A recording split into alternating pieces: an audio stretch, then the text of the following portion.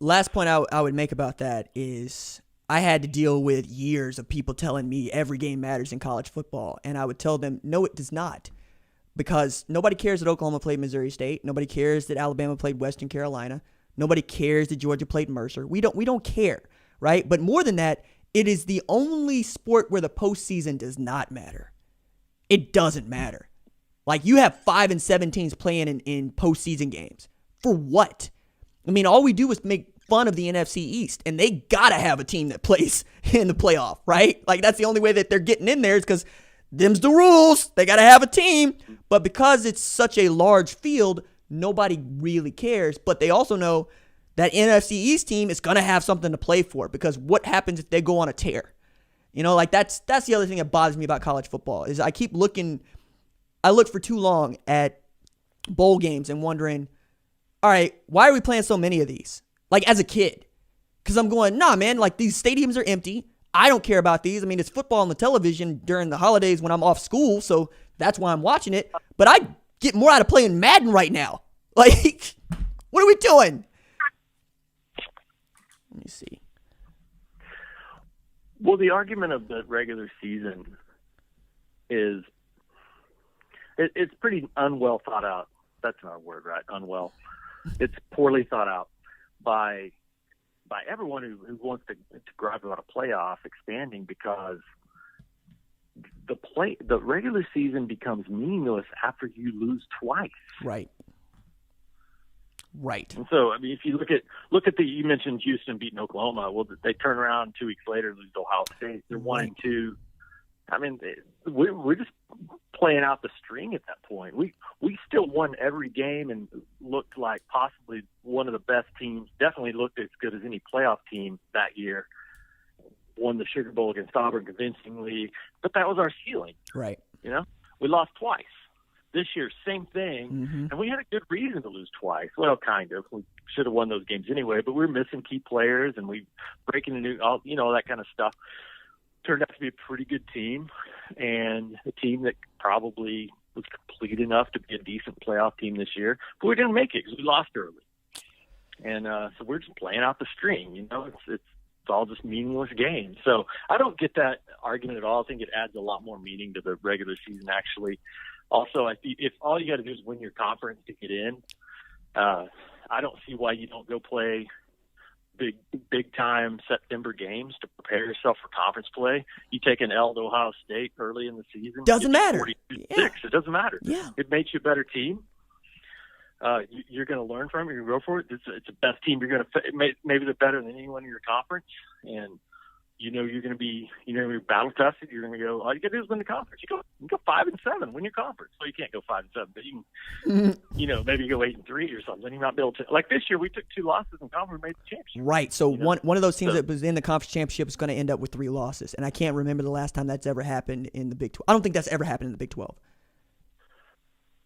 No, it hasn't. It hasn't, and it probably won't very often. And most of the conferences that get automatic qualifiers, if we have 5 playoff teams from Power 5 in every year and they're automatic qualifiers, one of them's probably going to suck. One of them's not going to be like the others, but that's okay. I mean, if you're playing the 4-5 game, it's a nice W. It's better than taking a 63-28 loss. You might as well get a win first. So I wanted to this one last topic I wanted to discuss with you, because I've been walking this out, and this is kind of getting into politics, but not, so just bear with me. Nick Saban had a thing to say about Alabama Notre Dame in his Rose Bowl, preemptive conference. And the question was, how has your team changed since 2012, since the last time you played Notre Dame? And he's like, look, nothing in our program has changed. We still do things culturally the way that we've done things since I've been here. But on the field, we've evolved with the times, right? We go spread, we go RPO. Those are things that we have established. We were more, NFL play action type against Alabama. And then I go and I look at some old quotes from 2012, and I should write about this at Fox Sports, quite honestly. But he had said, is this what we want the game to be? And he was making reference to like Ole Miss and Hugh Freeze just going up and down the field at warp speed. the way that Central Florida is able to do with Josh Heupel, the way that Lane Kiffin was able to do with Ole Miss earlier this year. And I was thinking, looking at that quote where he's making reference to, we have teams that are averaging 49.5 a game.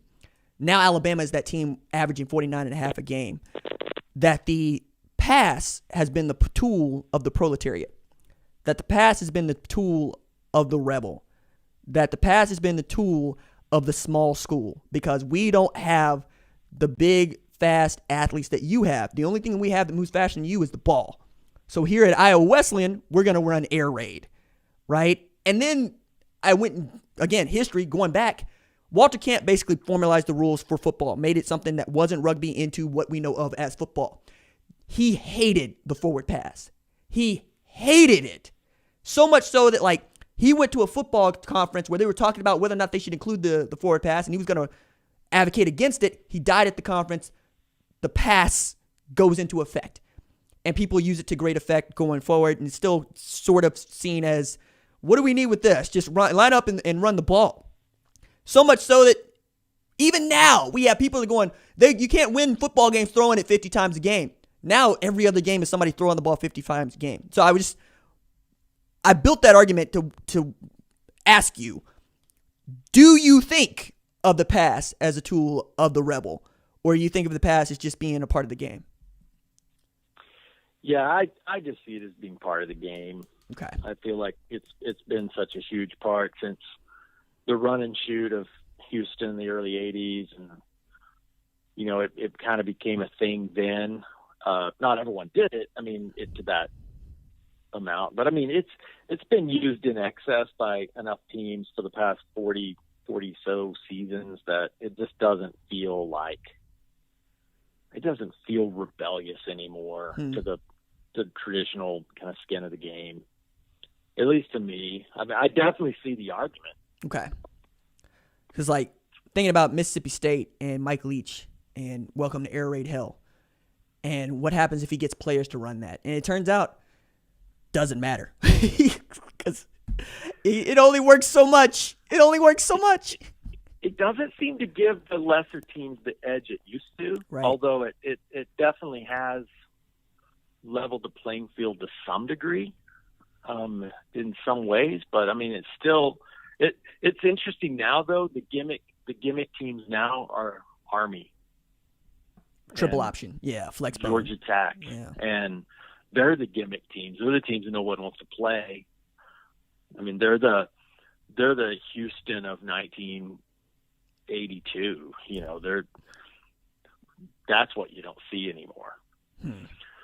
So I don't know. It's interesting how that's flipped around. I think it's interesting though in Saban to see how his teams have evolved over the years.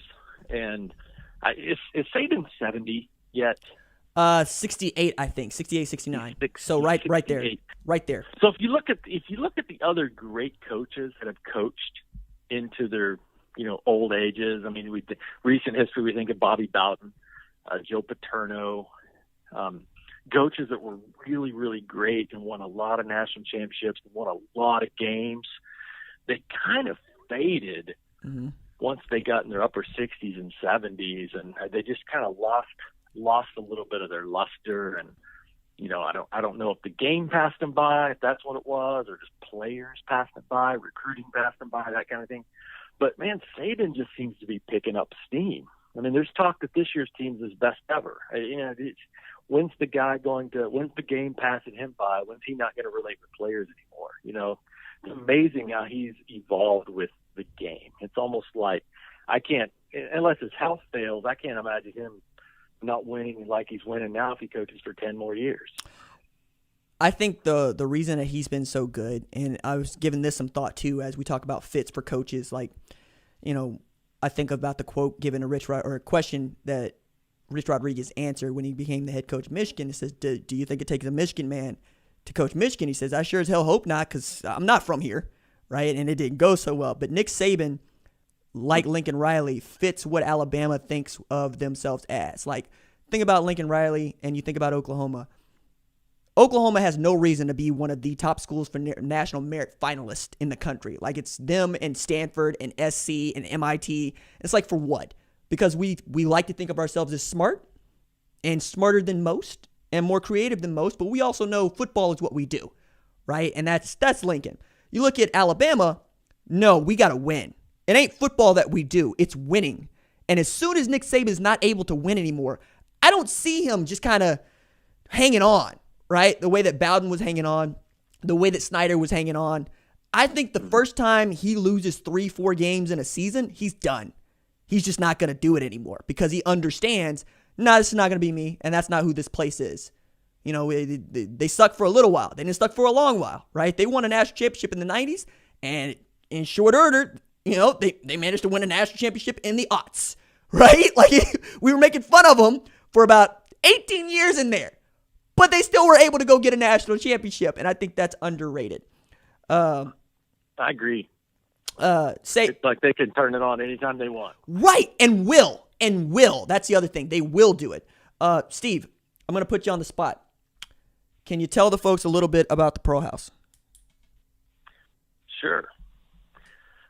Pearl House is a girls' home. It's located in Ghana, West Africa. My wife and I, and along with another friend of ours, founded it in 2013.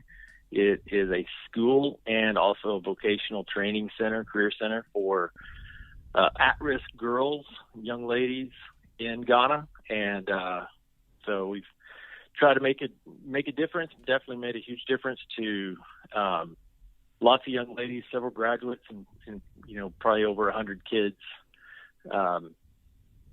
enrolled at the school and otherwise in our tenure. So yeah, that's a elevator pitch right there. I like it. Visit thepearlhouse.org. That is THE pearlhouse.org for more about that. It is very cool what Steve and Courtney do, and I'm happy to be a part of it anytime I can be. Steve, anything else you hit on the way out of here? No, man. Thanks for having me on. Thanks for letting me plug Pearl House, and let's go make James Houston pay for his words. I'm here for it.